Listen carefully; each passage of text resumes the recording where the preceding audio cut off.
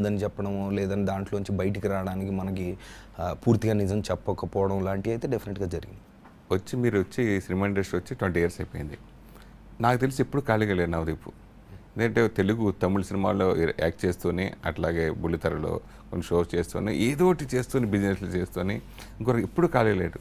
So ఇంత బిజీగా ఉన్న లైఫ్ని ఒకసారిగా 20 ఏళ్ళు కంప్లీట్ అయిపోయింది అప్పుడు అన్నప్పుడు మీకు ఏమనిపిస్తుంది? అంటే ఇంకా చాలా చేయడానికి ఉందండి, ఇంకా చాలా చేయడానికి ఉంది.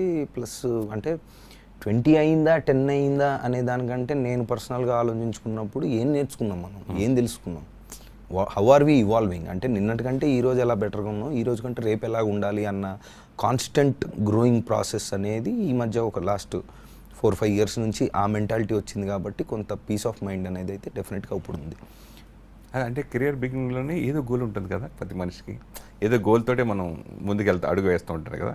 అట్లా మీ గోల్ ఏంటి అంటే? డెఫినెట్గా ఇప్పుడు 17 ఏళ్ళకి వచ్చాము, 18-17 ఇయర్స్ నుంచి, అదే 17 ఏళ్ళకి సినిమాల్లోకి వచ్చిన తర్వాత ఫస్ట్ సినిమా సూపర్ హిట్, పెద్ద సినిమా అనుకున్నాం, అవ్వలేదు, సెకండ్ అనుకున్నాం, థర్డ్, ఇలాగే ఎక్కడో ఒక పాయింట్లో మీరు అన్నట్టుగా అస్సలు ఖాళీగా ఉండకుండా కంటిన్యూస్గా చేస్తూనే ఉన్నాం సినిమాలు.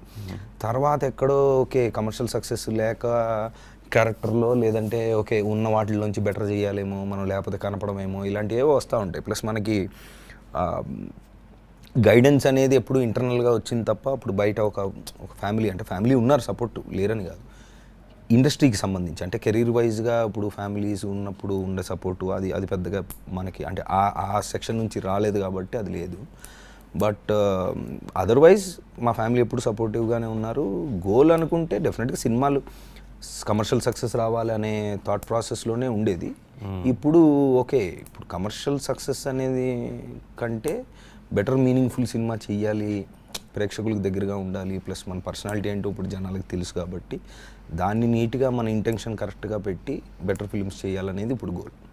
అంటే హ్యాపీగా సినిమాలు చేస్తున్న మీకు మీ మొదటి సినిమా తేజ గారి జై సినిమా, ఆయన సొంత సినిమా, ప్లస్ నిజంగా దేశభక్తి గురించి అప్పటికంటే 20 ఏళ్ళ తర్వాత ఇప్పుడు బాగా ఎక్కువ జనాలు ఓపెన్ అవుతున్నారు, బాగా ఓపెన్ అవుతున్నారు దేశభక్తి. ఇప్పుడు వచ్చి బాగుండేది అని మీకు ఎప్పుడైనా అనిపించిందా? అంటే ఆ స్కేల్ ఆఫ్ ఫిల్మ్ ఇప్పుడు వస్తే డెఫినెట్గా బాగుంటుందండి.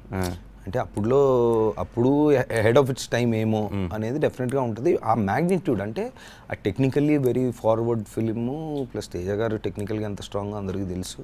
ప్లస్ అంటే ఫస్ట్ ఫిలింకి ఇప్పుడు నాకు తెలిసి మీరన్న ఇన్ఫర్మేషన్ తీసుకుంటే ఇన్ని సంవత్సరాలు ఇన్ని ఓకే చేస్తూ ఉన్నాం, కానీ ఎక్కడో లేదు వీడు మంచి యాక్టరు, వీడికి ఉంది అను లేదో వస్తుందనో అనే నమ్మకం ఆ స్టెప్ 1 ఆ సీడ్ ప్రేక్షకుల్లో పడింది మాత్రం ఆ సినిమా నుంచి.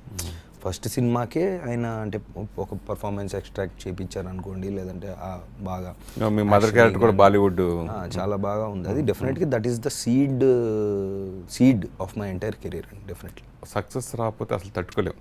మీ మొదటి సినిమా ఆ చిన్న స్థాయిలో సక్సెస్ కాలేకపోవడం, కొన్ని సినిమాలు చూసి బోర్ కొట్టి డిప్రెషన్కి వెళ్ళిపోతారు ఆ ఏజ్ ఉన్నప్పుడు.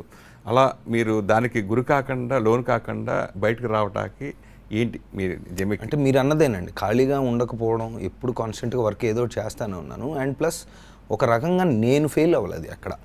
ఫర్ ఎగ్జాంపుల్ ఏంటంటే ఓకే ఇటు బాగానే చేస్తాడని వీడికి ఛాన్స్ పైన ఛాన్స్ ఇస్తూ ఉన్నారు. ప్లస్ మధ్యలో కొన్ని ఓ చందమామ అనుకోండి, ఓ గౌతమ్ ఎస్సీ అనుకోండి, they was always ray of hope. అంటే మీరు అన్నట్టుగా ఇప్పుడు ఫస్ట్ 2-3 ఫిల్మ్స్ అయిపోయిన తర్వాత 18 ఏళ్ళకి 19 ఏళ్ళకి అప్పుడులో 2003లో 5 to 6 crores బడ్జెట్ పెట్టి తీసిన సినిమా ఆడకుండా తర్వాత మనం 2-3 ఇయర్స్ కనుక ఖాళీ ఉండి నేను మళ్ళీ వెళ్ళి చదువుకోవాలా, లేదంటే మళ్ళీ సినిమాల్లో ఉండాలా ఏంటి అని తెలియని పరిస్థితిలో ఉంటే డెఫినెట్గా ఏదో తేడా కొట్టేదేమో.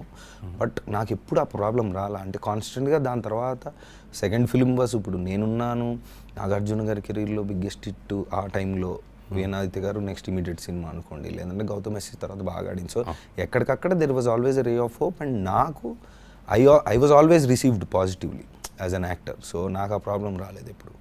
మీకు బెస్ట్ ఫ్రెండ్గా ఉన్న అల్లు అర్జున్ ఫస్ట్ పరిచయం ఎలా జరిగింది?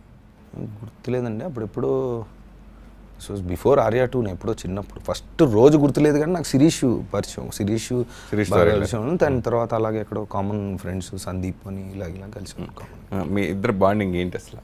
అలా ఏముందండి ఇలా అందరు ఫ్రెండ్షిప్ లాగానే నార్మల్ ఫ్రెండ్షిప్ స్పెషల్ అంటే డెఫినెట్లీ అంటే ఎప్పుడో చిన్నప్పటి నుంచి చూసాం అండ్ నేను తను అంటే సరదాగా మామూలుగా మేము కలుసుకొని కెరీర్లో స్టార్ట్ అయినప్పుడు సేమ్ ఈక్వల్ టైంలో స్టార్ట్ అయ్యాం and I been seeing is growth and definitely a very inspiring personality. జనరల్గా ఫ్రెండ్స్ అందరూ కూడా ఒక స్థాయికి వెళ్ళిన తర్వాత కొంచెం దూరం అవుతూ ఉంటారు, జనరల్ జరుగుతూ ఉంటుంది.